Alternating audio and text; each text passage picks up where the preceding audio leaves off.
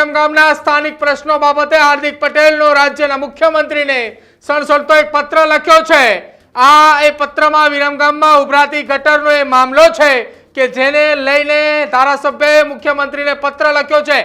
ઘરમાં ગંદા પાણી આવતા હોવાની ફરિયાદ પણ ધારાસભ્ય હાર્દિક પટેલે આ પત્રની અંદર ઉલ્લેખ કર્યો છે।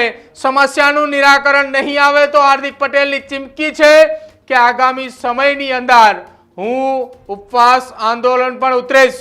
હાર્દિક પટેલની આંદોલનને લઈ એક ચીમકી ઉચ્ચારવામાં આવી છે। માંગ નહીં સ્વીકારાય તો ઉપવાસ આંદોલનમાં જોડાઈશ।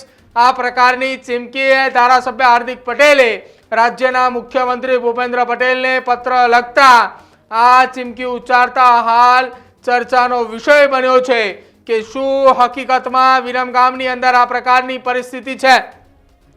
થોડા દિવસો પહેલા અમદાવાદ અને અમદાવાદના ગ્રામ્ય વિસ્તારની અંદર પડેલા વરસાદને લઈ આસપાસના વિસ્તારો એટલે કે ગ્રામ્ય વિસ્તારોની અંદર પરિસ્થિતિ એ કથલેલી હાલતની અંદર જોવા મળી હતી કે જ્યાં અમદાવાદના બાવળામાં એ કમર સુધીના પાણી ભરાયેલા હતા। એ વિસ્તારની અંદર ધારાસભ્ય કનુ પટેલને લોકોએ ઉધડો લીધા હતા।